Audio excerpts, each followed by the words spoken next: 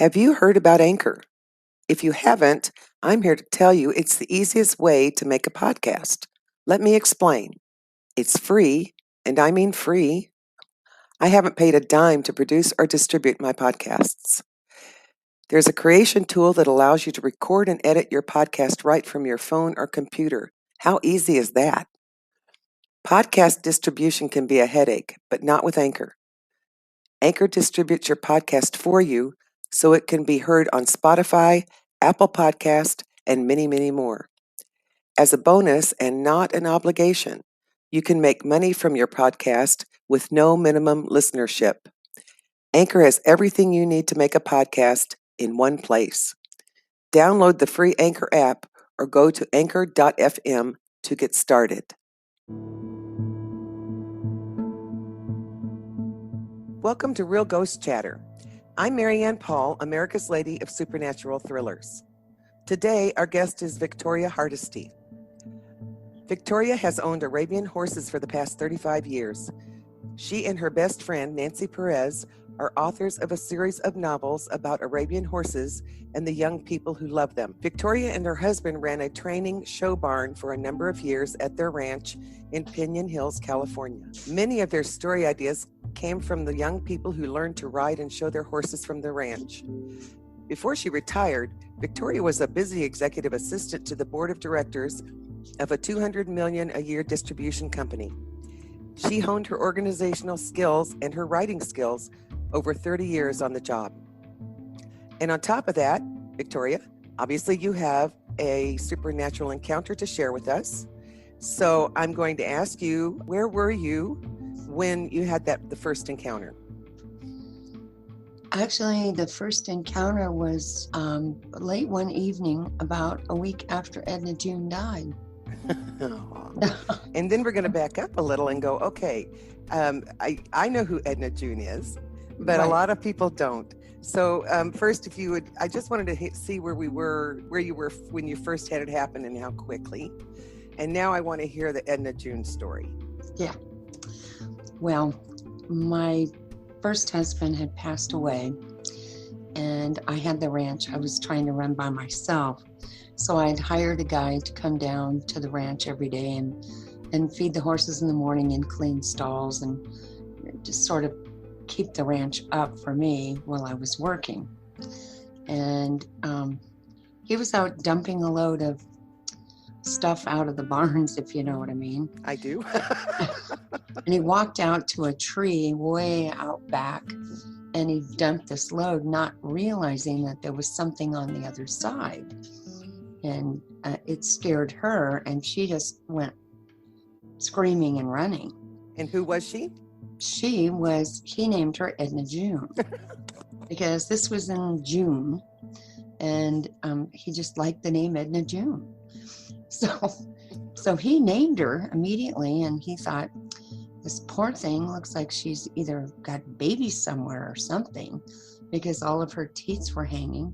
Mm-hmm. So he went home and got some potbelly pig food that he kept for his pig and brought it down here and put a tray out for her and put a tray of water out under the tree. And he kept moving those trays closer and closer and closer to the barn over the next couple of weeks. He told me about Edna June. I could never see her. When he got the feeding and watering bowls up closer to the barn, I finally did see her. And she was pretty shy. She didn't want to mess around with people too much. But she was starting to look a lot better. The big problem I had was, he said, well, you're going to keep this pig. You're going to have to pay for her food, So I'm starting to spend $30 on a pig. I'm going, oh, all right. Why am I doing this? And I was thinking of all kinds of reasons why I shouldn't keep Edna June around. Well, yeah, you have a horse. You had a horse barn, right? Yes. You weren't raising pigs as far as we're aware. Is that correct? No. Yes, she was okay. Just, and she was about the size of a German Shepherd. The first time I saw her, I thought it was a stray dog. until I realized that there was a lot of body there and very little legs. And those ears flopping over were okay, but the nose on that thing was a little different. You know? Yeah. They do have a little bit of a snout. Yeah. And she was black. Oh. So she had notched ears, and she'd obviously been a brood sow for somebody. And the reason he thought she was nursing was she was so skinny from lack of feed. So once she got, her regular schedule of food every day, she just plumped right back up and she became a pig again. But, I toyed with what the heck I was going to do with a pig. I kept feeding her, and then she showed me. We actually, on occasion, have to wean babies from their mothers. And usually I do it at about the 4-month mark. And what we try to do whenever possible is separate them, but allow them to see each other. So they can still communicate, they just can't touch, and the baby can't nurse anymore. And we wait until the baby's, 4 to 6 months of age, and they're already eating well on their own. Right. I had an occasion that year that I had to wean a baby early. And it was heartbreaking because the mother left the ranch. I mean, she was hauled off. So this baby had no opportunity to communicate with her once mom left. And she was pretty upset about it. And so we spent as much time as we could with her, but overnight, you have to get your sleep. And then I discovered Edna June was sneaking into her stall, and Edna June spent the night with her. And it calmed her down. She was so much better with the company of the silly pig. So I thought, okay, well, maybe she has some attributes here that we can use. and so I kept feeding her. And the more I fed her, the more she became used to seeing me. And she had about 60 different vocalizations. When she was in a hurry to get her dinner, it's like the conversation was, why are you so late?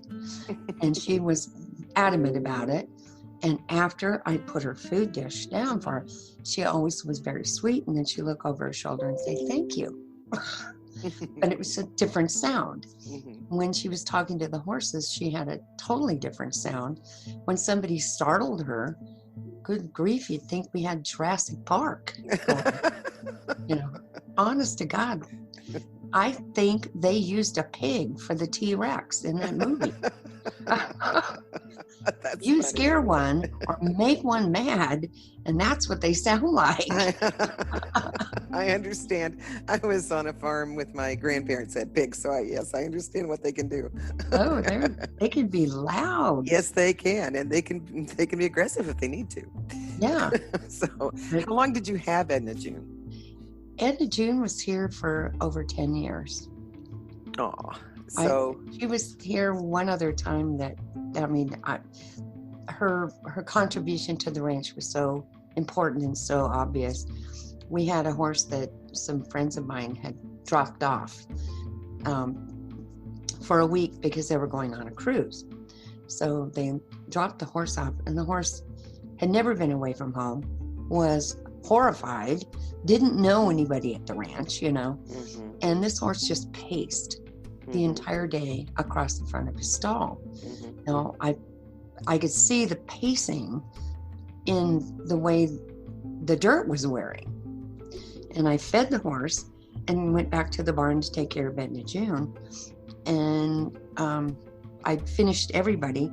This horse never stopped to eat. She was pacing and pacing and pacing. Edna June came around from behind the barn when she heard me open the right can, in the feed room. Her ears were incredible. I got her food ready, and she came around with the "it's about time" comment, and I set it down, and she looked at me and thanked me. And then her head popped up, And she looked at that horse, and she gave me another, where did he come from, look, and a few grunts. And she walked away from her food, and she went over to his stall. And they met nose to nose through the bars of the stall. And she talked to him, and I don't know what he said back, but she laid down underneath his feeder, and he went right to eat. Oh, that's so sweet. He gave her a few scraps. She stayed there for a solid week. She never left the spot. You know, but she kept that horse calm. And he ate, and so I didn't have to explain to his people when they showed back up that I did not starve the horse on purpose, guys. He just wouldn't eat. You know? That's always helpful. Oh, yeah. It's kind of embarrassing, especially when it's a friend, you know. Right. I did have to explain Edna June when they walked down to get him. Because she didn't like them because she didn't know who the heck they were. So she was kind of giving him a hard time. I had to call her away with food and scratch her belly. Right. And then she was a happy camper. So then she obviously was a great asset to your barns and you. And when she passed away, it must have been pretty sad. Oh, it was sad because she really had been here at least 10 years. And everybody that lived or worked around the ranch got to know her. All the help. And, you know, we would all squirt a couple of gallons of water in the summertime into a little wallow she liked. And it was under a tree, so she got shade and mud. They don't sweat, so. You know, yeah, right. That was very helpful for her. And I probably wasted a few too many gallons during the summer, but we all loved her. And so she would come looking. We never had a rattlesnake the entire time she was here. And we live in the Mojave Desert, and we have the Mojave Green is the worst thing around. And we had reports from all around the ranch that, you know, when the snakes came out. And, you know, to be honest with you, we have not had one here. Not since you had Edna June? No, not since Edna June arrived. And not after she had passed away?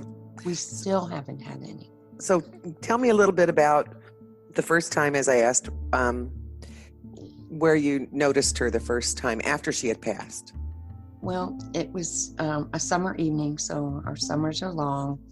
I went out to the barn after I got home, and I was visiting with the horses, and I just started to walk up, and it would have been about the same time every night that Edna June would say her goodnights to me and the horses. And she said goodnight. And how did you react to that? You know, I was rather comforted. You know, she was a good spirit when she was here. And she was very helpful. And actually, for a pig, pretty sweet and friendly. And I really loved her. I can believe that. When I heard her say goodnight, that first time, it was like, thank you. Thank you for sticking around. And do you still hear her? Yes. Oh, that's so wonderful. So I'm just going to ask, how often do you think you hear her noises? Oh, probably once a month or every other month. I don't hear much, and I have to be down at the barn late for some reason. And if I go down there to check on something, she'll comment. Wish me good night. In pig. In pig, yeah. So she still speaks pig. Yep, she speaks perfect pig. So, but I hear it's quite frequent actually. I heard her the other night. I just walked outside to check on something. If you hear thumping around in the barns, you kind of like to know what it's all about, you know. And so I walked down to check and was just walking up, and she said, "Good night, Mom." Aw, that is so comforting and sweet. And was this experience the only experience that you've ever had? No, I've actually had experience with the spirit of a horse or two, because we get really attached to them. Oh yeah. And sometimes I've turned around and seen one that died years ago, and I just see it out of the corner of my eye, turn, and it's gone.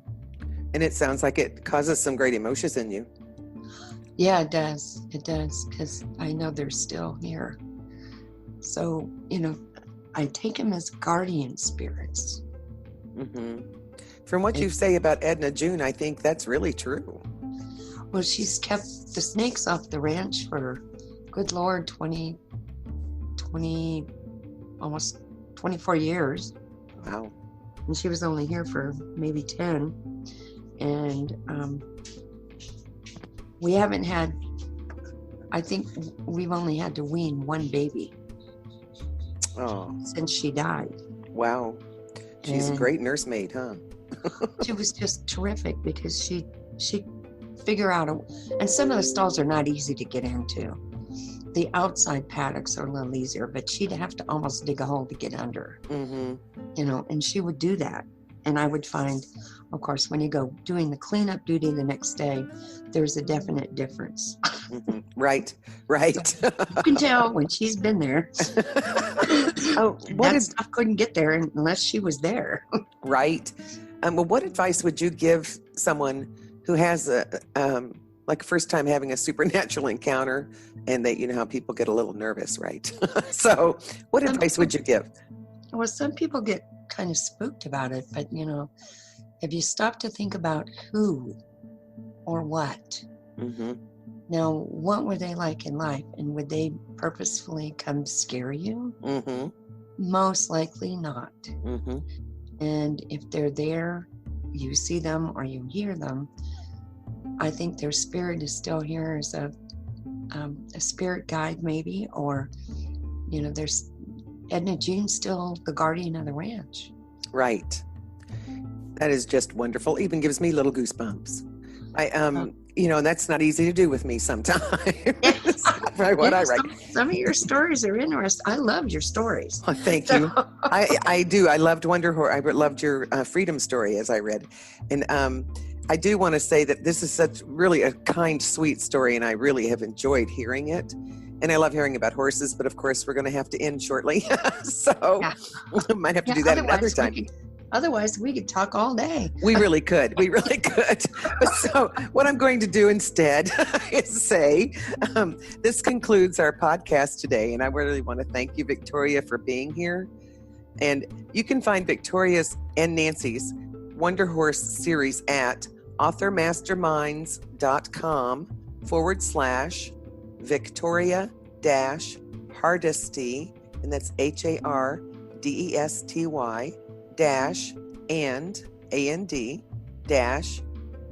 NANCY-PEREZ.